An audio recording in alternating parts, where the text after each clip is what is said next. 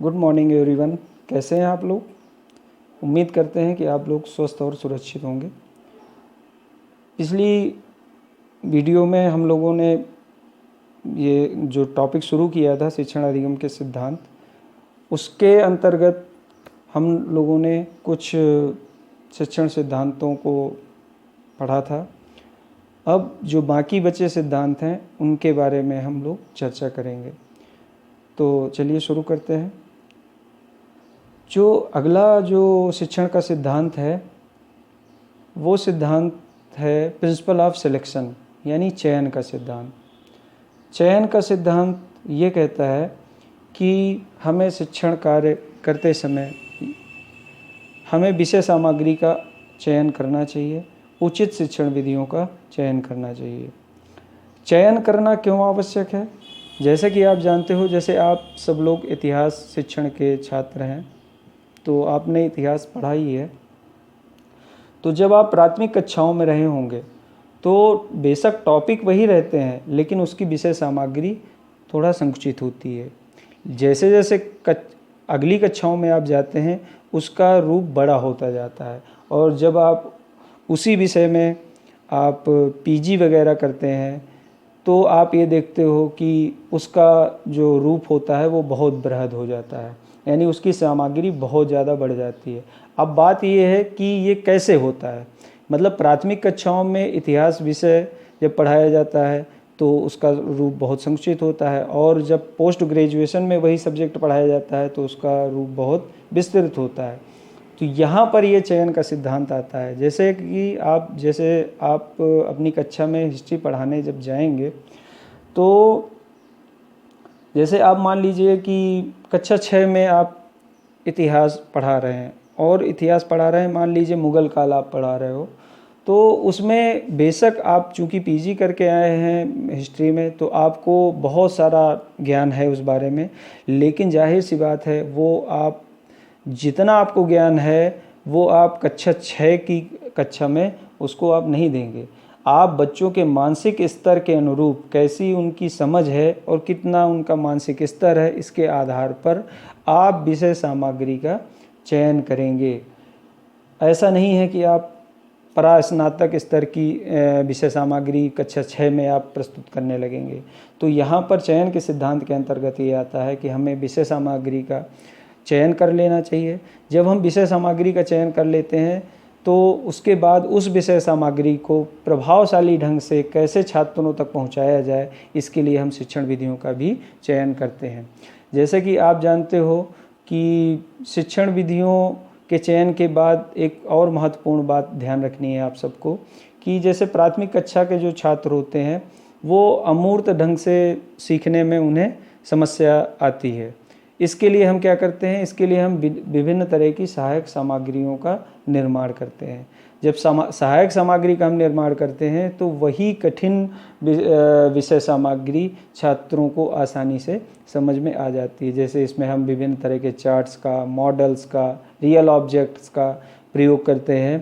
तो चयन के सिद्धांत के अंतर्गत ये आता है कि कैसे हम विषय सामग्री का चयन करें और कैसे शिक्षण विधियों का, सहायक सामग्री का चयन करें ताकि प्रभावशाली शिक्षण हो सके, और जब प्रभावशाली शिक्षण होगा तो प्रभावशाली अधिगम भी होगा और आप अपने लक्ष्यों को प्राप्त कर पाएंगे। इसके बाद आता है अगला जो शिक्षण का सिद्धांत आता है वो है प्रिंसिपल ऑफ मोटिवेशन, यानी अभिप्रेरणा का सिद्धांत। ये अभिप्रेरणा का जो सिद्धांत होता है ये बहुत शिक्षण अधिगम की प्रक्रिया में बहुत ही महत्वपूर्ण सिद्धांत है, और इसे हर शिक्षक को अपने शिक्षण में लागू करना आवश्यक है। जैसा कि आप देखते हो कि अगर आपने लोहार को कभी काम करते हुए देखा हो तो जब वो लोहे से कोई औजार बनाता है या कुछ भी रूप देने का प्रयास करता है तो क्या करता है? वो लोहे को पहले गर्म करता है। लोहे को गर्म करने के बाद फिर उसमें हथौड़ा मारता है तो वो जैसा चाहता है वैसा आकार वो उस लोहे को दे पाता है। यही बात शिक्षण अधिगम की प्रक्रिया में भी लागू होती है कि बच्चे को कुछ भी सिखाने के पहले उसे सीखने के लिए अभिप्रेरित करें। अभिप्रेरणा के बिना अधिगम अच्छा नहीं हो सकता। अब बात आती है कि ये अभिप्रेरणा जागृत कैसे होगी। तो जैसे आपकी कक्षा है तो उस कक्षा में कुछ छात्र तो सेल्फ मोटिवेटेड होते हैं, जिन्हें मतलब वो आपको अभिप्रेरित करने की आवश्यकता नहीं है, वो ऑलरेडी अभिप्रेरित हैं। लेकिन मैक्सिमम छात्र ऐसे होते हैं जिन्हें अभिप्रेरित करने की आवश्यकता है। तो अभिप्रेरित करने के लिए आपको क्या करना चाहिए अपनी कक्षा में? उसके लिए यह आवश्यक है कि आप सबसे पहले उस विषय में या उस टॉपिक में छात्र की रुचि जागृत करें। जब आप उस विषय और उस टॉपिक में छात्र की रुचि जागृत करेंगे तो वो सीखने के लिए अभिप्रेरित होगा। अब बात वही फिर आ जाती है कि छात्रों की रुचि कैसे जागृत करें। तो रुचि का संबंध दरअसल अगर देखा जाए, हम उन्हीं क्रियाओं में रुचि लेते हैं जो हमें लगता है कि ये हमारे लिए फ्रूटफुल हैं या हमारे लिए लाभदायक हैं या आगे आने वाले जीवन में हमारे लिए फलदायी होंगे। हम उन्हीं चीज़ों पर रुचि लेते हैं। तो रुचि जागृत करने के लिए हमें यह आवश्यक है कि सबसे पहले हमें छात्रों को उस विषय या उस टॉपिक की आवश्यकता के बारे में बताएं, उसके महत्व के बारे में बताएं। अगर छात्रों को एक बार ये लग गया कि हाँ ये विषय या ये टॉपिक उनके लिए बहुत महत्वपूर्ण है, तो वो उस विषय में रुचि लेने लगते हैं। तो एक बार रुचि जागृत हो गई तो वो सीखने के लिए अभिप्रेरित भी हो जाएंगे। तो आप ये देखिए कि एक शिक्षक को अपने शिक्षण कार्य करने के पहले बच्चों को अभिप्रेरित करना अति आवश्यक है। अगला जो शिक्षण का सिद्धांत है वह है प्रिंसिपल ऑफ रिपीटिशन, यानी अभ्यास का नियम। अभ्यास का सिद्धांत ये कहता है कि हम लोगों ने जो कुछ भी सीखा है उसका हमें निरंतर अभ्यास करना आवश्यक है।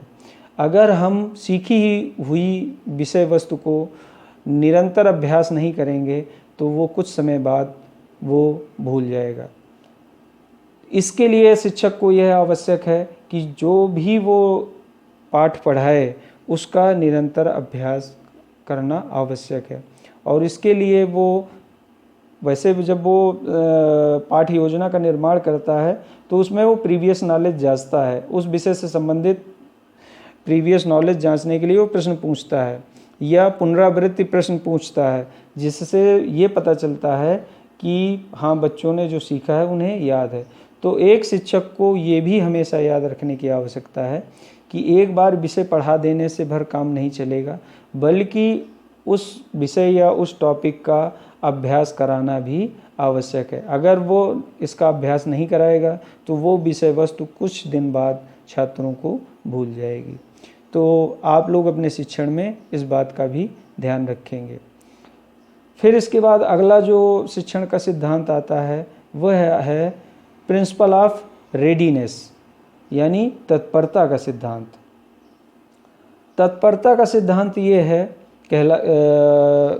तत्परता का सिद्धांत ये कहता है कि हमें बच्चों को कुछ भी सिखाने के पहले हमें उसे सीखने के लिए तत्पर करना आवश्यक है।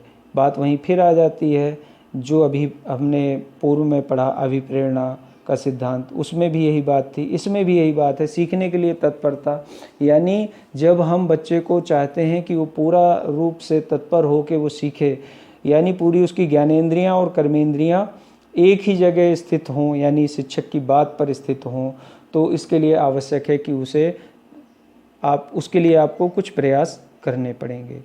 और उसके लिए आवश्यक ये है कि आप उस विषय या उस टॉपिक का महत्व बच्चों को अच्छी तरह से समझाइए। जब उन्हें लगेगा कि ये विषय सामग्री उनके भावी जीवन में बहुत काम आने वाली है, तो आप देखेंगे कि बच्चे सीखने के लिए तत्पर हो जाएंगे। इसको एक उदाहरण से समझते हैं। जैसे हम शिक्षण कार्य करते रहते हैं कक्षा में, और फिर हम चाहते हैं कि बच्चों का ध्यान थोड़ा सा भंग हो रहा है, तो हम क्या करते हैं, हम बच्चों का ध्यान पुनः केंद्रित करने के लिए कुछ ऐसा स्टिमुलस वेरिएशन करते हैं जिससे उनका ध्यान फिर से केंद्रित हो जाता है और वो सीखने के लिए तत्पर हो जाते हैं। जैसे एक छोटा सा उदाहरण है, जैसे हम कक्षा में पढ़ा रहे हैं और हमने कहा कि ये जो प्रश्न है, ये प्रश्न परीक्षा में हमेशा ही आता है, तो आप ये देखेंगे कि समस्त छात्रों को जब ये लगेगा कि ये प्रश्न हमेशा आता है, मोस्ट इम्पॉर्टेंट है, तो वो पूरी सजगता से, पूरी तत्परता से उस विषय सामग्री को सीखने के लिए तत्पर हो जाते हैं। तो आशा है कि आज हम लोगों ने जिन शिक्षण के सिद्धांतों का अध्ययन किया वो आप लोगों को आसानी से समझ में आ गए होंगे और आप लोग अपने शिक्षण में भी इन शिक्षण सिद्धांतों का प्रयोग करेंगे। आज की कक्षा में इतना ही। आपका दिन शुभ हो, सुरक्षित रहें। धन्यवाद।